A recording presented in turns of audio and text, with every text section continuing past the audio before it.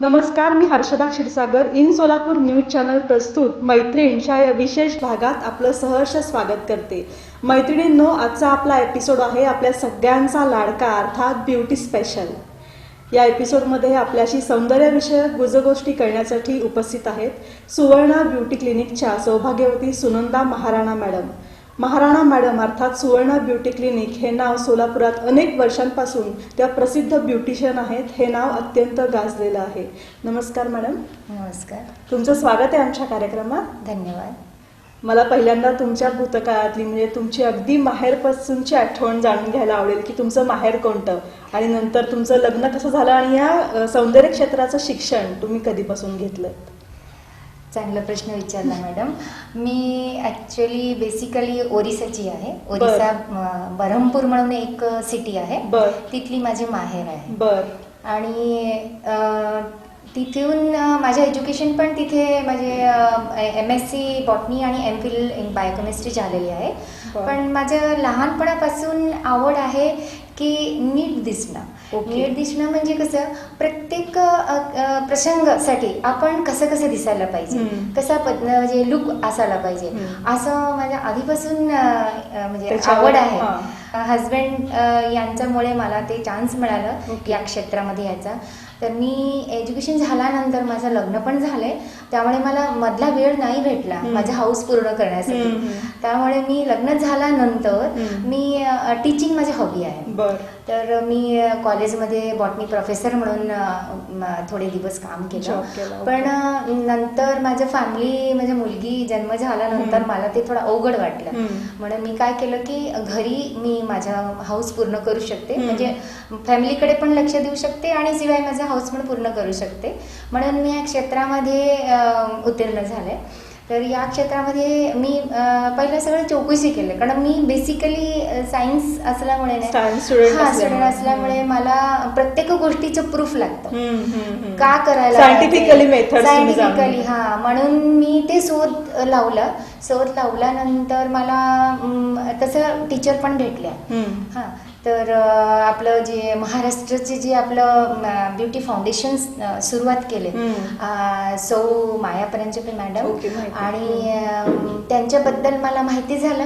आणि इथं सोलापुरातच मी सुरुवाती ज्या मॅडमकडे मी शिकले तर त्या मॅडमचं नाव होता सुवर्णा राळे रासकर. म्हणून माझं पहिलं टीचर आहे त्या. म्हणून मी त्यांचं नाव ठेवले माझ्या इन्स्टिट्यूटचं की Suvarna beauty clinic and spa. तर जसं मी या फील्डमध्ये आले तसं माझा आवड आणि इंटरेस्ट, क्युरिओसिटी वाढत गेली.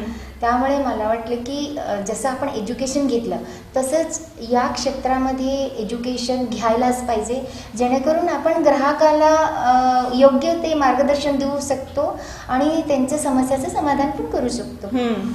या सगळ्या दृष्टिकोनातून तुम्ही अगदी सायंटिफिकली ह्याच्यामध्ये शिक्षण घेतलं. आणि मग तुम्ही पहिल्यांदा लेक्चरशिप कुठे करत होता? मी वॉचनमध्ये. ते सोडून तुम्ही या फील्डकडे वळाला आणि तुम्ही गुरूंचं नाव ठेवलंय पार्लरला. ही खूप अभिमानास्पद गोष्ट आहे खरं तर. गुरु शिवाय आपण काय ना. बरोबर आहे. गुरु जे ज्ञान देतात ते ज्ञान घेऊनच आपण पुढे जातो ना. बरोबर आहे. आणि किती लोकांना तर ते ज्ञानच आपण वाटतो.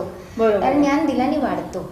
ते नाव तुम्ही पुढे चालू ठेवलं. आणि मॅडम, तुम्ही सुरुवातीला कोर्सेस कोणते केलेत या फील्डमध्ये? मी पहिला ना जे आपण प्रोफेशनल म्हणतो तेव्हा एवढं ज्ञान नव्हतं की कुठला कोर्स करायला पाहिजे आपण आणि कुठला योग्य आहे, आणि जेणेकरून आपण व्यवस्थित कस्टमरच्या समस्या ओळखून घेऊ शकतो.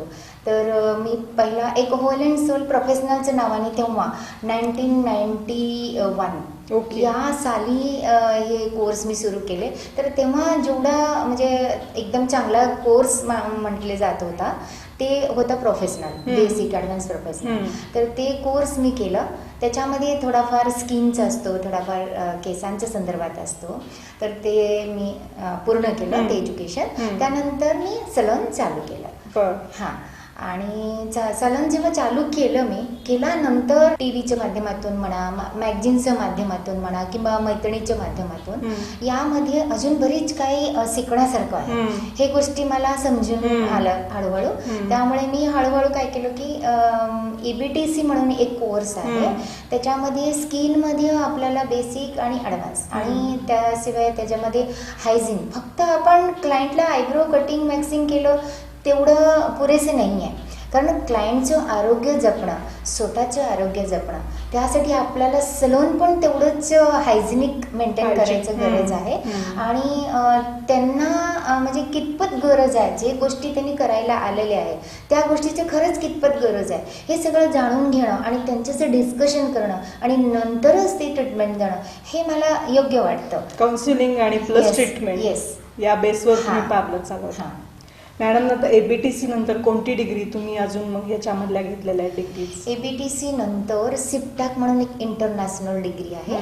ते लंडन इथून ते ऑपरेट होतं. तिथून एक्झामिनर्स येतात आणि मग मुंबईला त्याचे एक्झाम्स प्रॅक्टिकल, थिअरी आणि लेखी आणि तोंडी असं सगळं प्रकार परीक्षा घेतल्या जातात. ओके. हां, तर तुम्ही पास आउट केलं? हां, ते मी प्रथम आले होते पूर्ण महाराष्ट्रामध्ये. त्यामध्ये मी फर्स्ट नंबरमध्ये पास झाले होते. आणि त्यानंतर सिडस्को नावाचं एक स्वित्झर्लंडचं झुरिच इथे हेडक्वार्टर आहे सिडस्को एक्झामचा. मग तिथलं पण एक्झाम मी पासआउट झाले. ओके. आणि त्यानंतर टोनी अँड गाय जे हेअर ड्रेसरमध्ये वर्ल्डमध्ये नंबर 1 आहे, त्यांच्याकडून पण प्रशिक्षण घेतलं मी केसांच्या बाबतीत. आणि तसंच मेकअपच्या बाबतीत बॅकटेक म्हणून मी एक डिग्री घेतलं. हां, मेकअप आर्टिस्ट म्हणून. तर ब्रायडल मेकअप माझं स्पेशालिटी आहे. सर जावेद हबीब आहेत, सर मॅडम सीमा गोपुचकर आहेत, मरियम जावेरी मॅडम आहेत. आणि तसं या क्षेत्रामध्ये इतकं माझं टीचर्स आहे सगळं.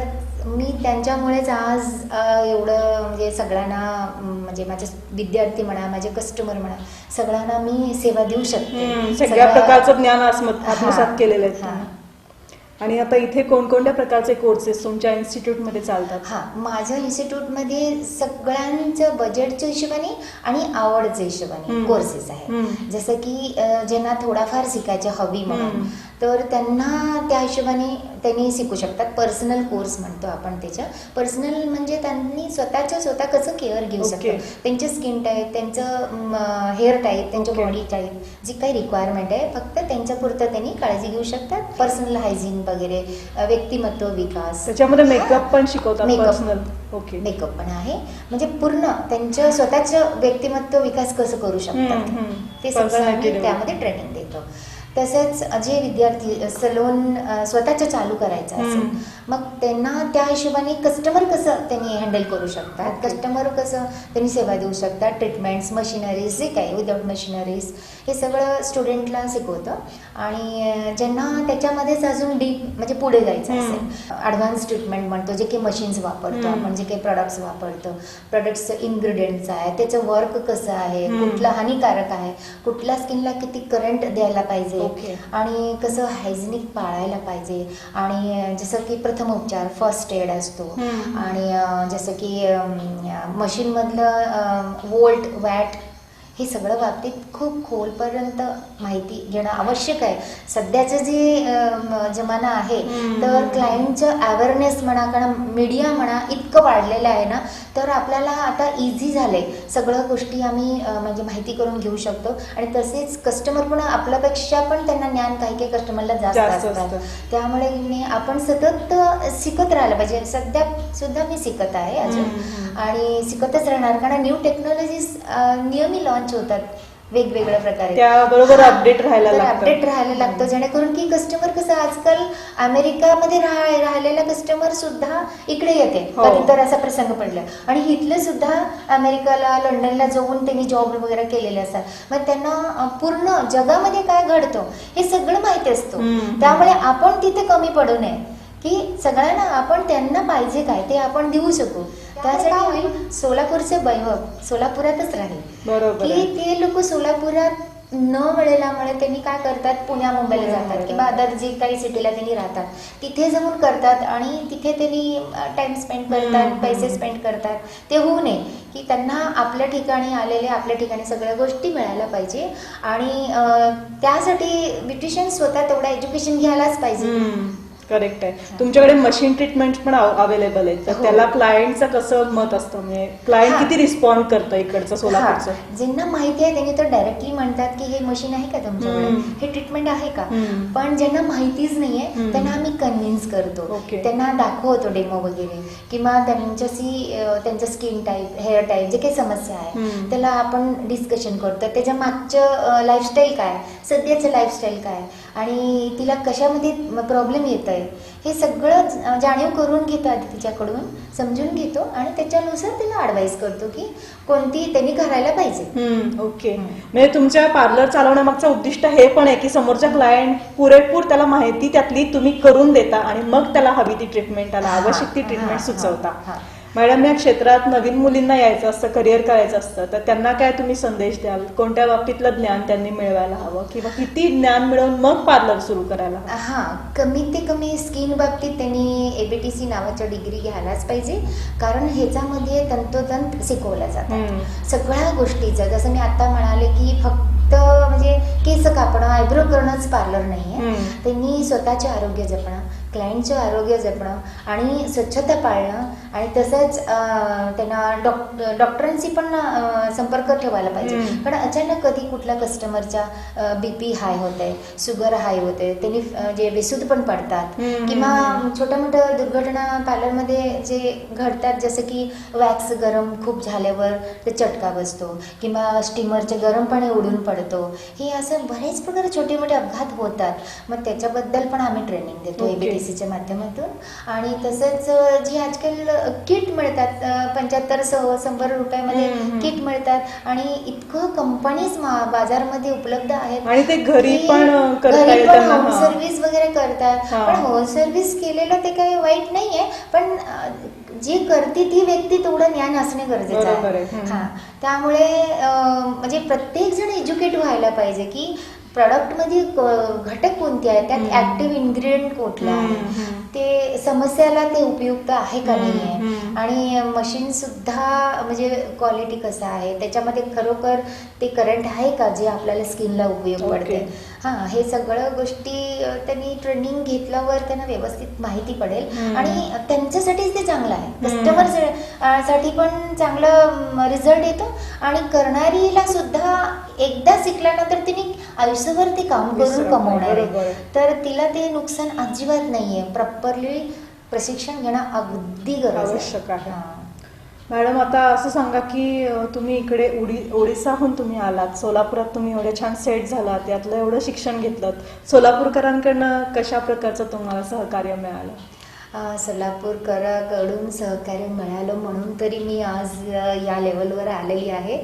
पण कमी पडतो, कारण मी जे बघते पुणा मुंबईमध्ये जे रिस्पॉन्स आहे की प्रत्येक लेडी एव्हरी मंथ ती सगळं तिचं म्हणजे आपण काय म्हणतो की शरीराचं सफाई आणि मनाचं सफाई हे दोन्ही होते. कारण जसे तुम्ही एक्सटर्नली जे काही आपण मसाज करतो, जे काही प्रेशर पॉईंट्स वगैरे ॲक्टिवेट करतो, त्याने काय होतं इंटरनली ब्लड सर्क्युलेशन सुद्धा वाढतात. त्यामुळे ती एकदम उल्हास मनाच्या होती आणि त्याला म्हणजे प्रफुल्ल वाटतं आणि 4 लोकांचं मध्ये त्याचा कॉन्फिडन्स वाढतो. कुठल्याही कामं करायचं उत्साह येतो, त्याला कॉन्फिडन्स लेवल वाढते. म्हणून म्हणजे आपलं इथं कसं आहे, फक्त कार्यक्रम पुरताच काहीतरी करायलासाठी म्हणजे थोडासा जास्त पब्लिक तसा टाईप आहेत. जे नेहमी काळजी घेणारे पब्लिक थोडं कमी आहे. किंवा कमी आहे म्हणण्यापेक्षा त्या लोकांना माहिती नाही की सोलापुरात पण उपलब्ध आहे असा स्टँडर्डचं सलून वगैरे की उपचार म्हणा. तर ते लोक काय करतात की बाहेर गावी गेल्यावरच करतात, इथे त्यांना माहीत नाही की त्यांना मिळू शकते. तर त्यासाठी पण मला एक सांगायचं इच्छुक आहे की महिला एकदा तर येऊन इन्क्वायरी तर करावं आणि मग डिसाईड करू शकतात की त्यांना सोलापुरात प्रॉपरली मिळते का नाही मिळते.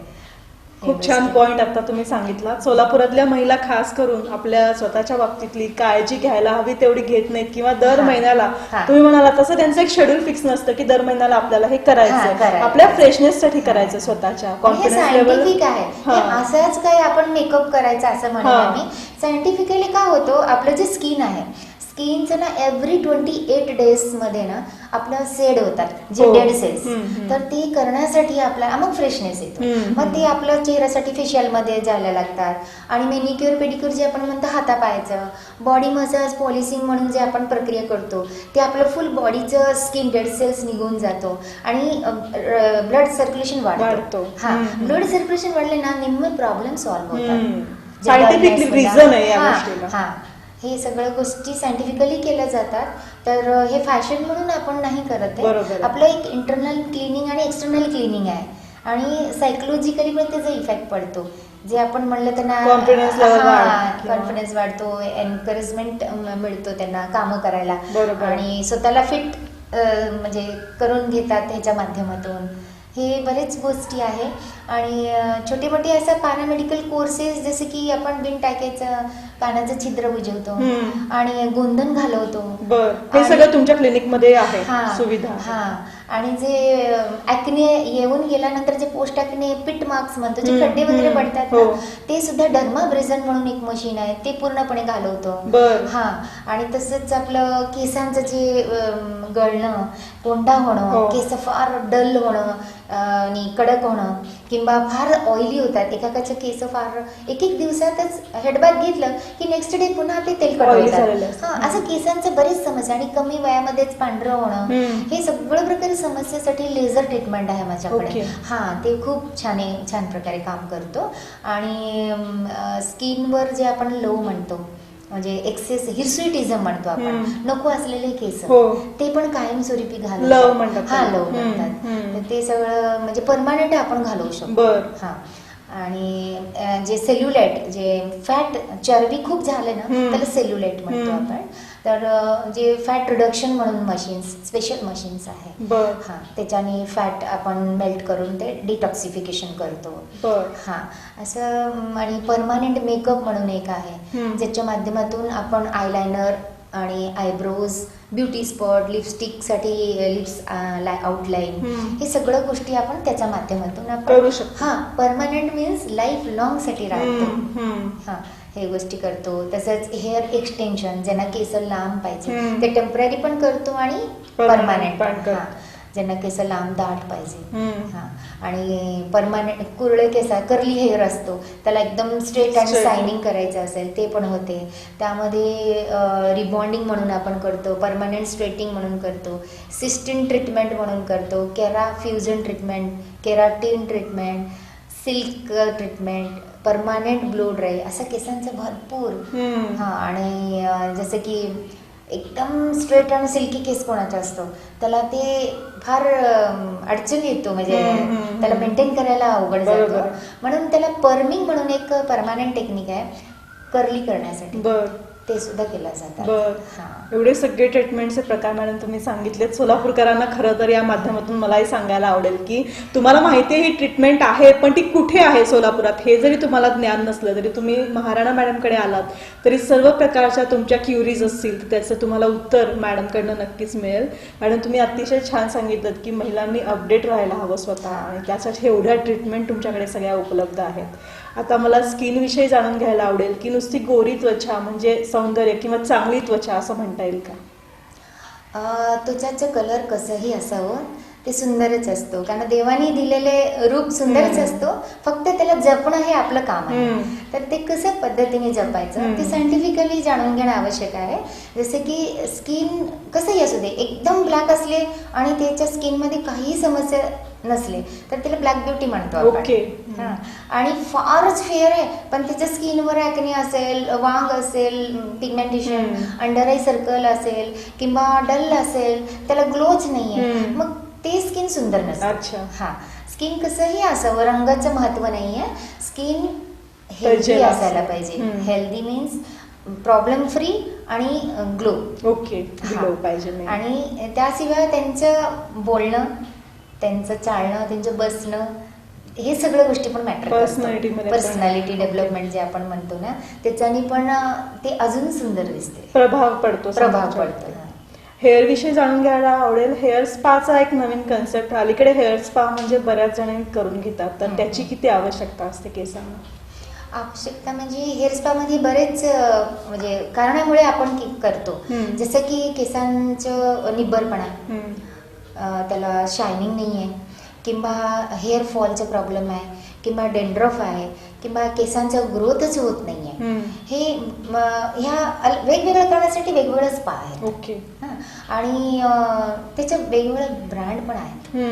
आजकाल ॲक्च्युअल जे स्पा आहे ना ते विदाऊट मशिनरी, विदाऊट केमिकल ते करायला पाहिजे. स्पा नॅचरल प्रोडक्टने स्पा करायला पाहिजे. भले हे स्पा फेशियल असो, हेअर स्पा असो, की spa manicure, spa pedicure, spa body massage, हे सगळ्या गोष्टी स्पाचं अर्थ सेलस पर ॲक्वा म्हणजे स्पा, ह्याला शॉर्टकटमध्ये स्पा. पाणी आणि पाणीमध्ये जे वनस्पती उद्भवतात ते घेऊन जे ट्रीटमेंट दिल्या जातात ते ॲक्च्युली आधीच्या जमान्यामध्ये राजा राणी जे मोठे मोठे त्यांचं हे असतो ना स्विमिंग पूल किंवा आंघोळ करायचं ते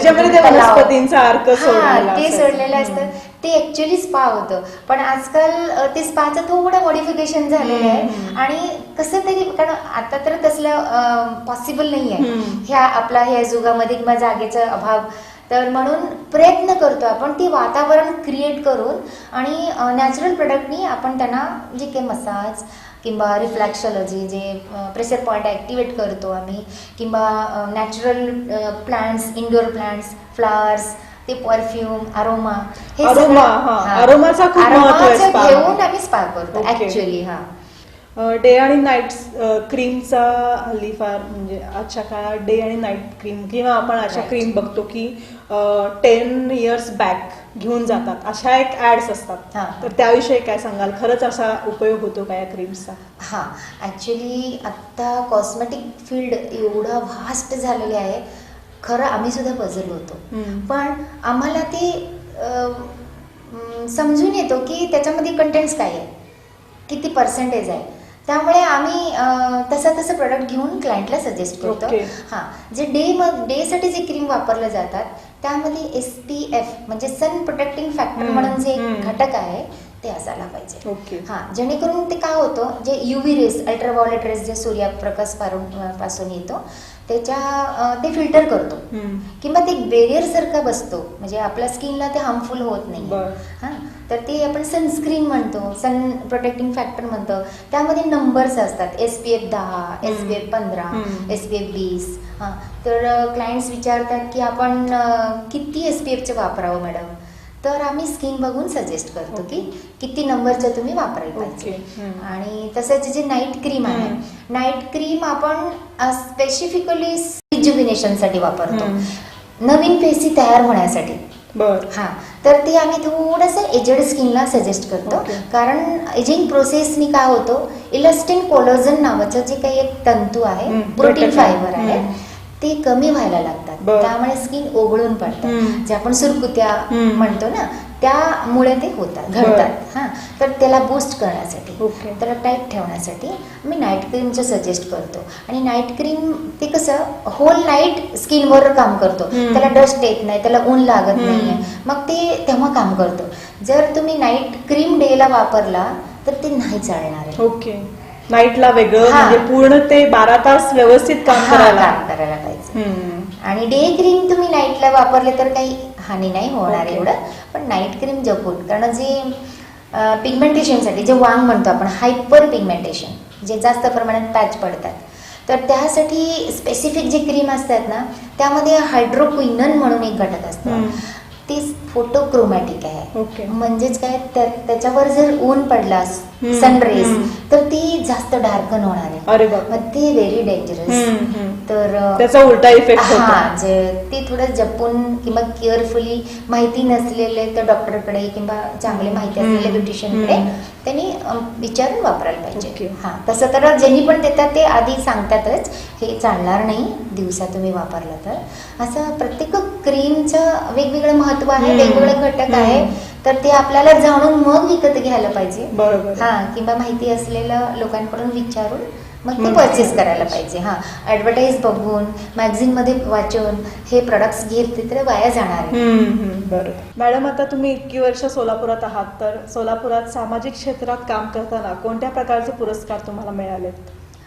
मला रोटरी क्लबकडून व्होकेशनल अवॉर्ड मिळालेले आहे आणि तसेच इनरव्हील क्लबकडून सोशल सर्व्हिस अवॉर्ड मिळालेले आहे. कारण मी म्हणजे फ्री हेअरकट असं मी ऑर्फन पीपल, अनाथ मुलांना मी देत असते. त्यामुळे खूप वर्षापासून, पण मला माहिती नव्हतं की त्यामुळे अवॉर्ड मिळतात. तर मला एकदम सरप्राईज झालं जेव्हा मला अवॉर्ड मिळाले आणि खूप छान वाटलं. ओके. हां, आणि तसेच मी आपलं जे इंटरनॅशनल परीक्षामध्ये सुद्धा पहिल्याच नंबरमध्ये उत्तीर्ण झाले.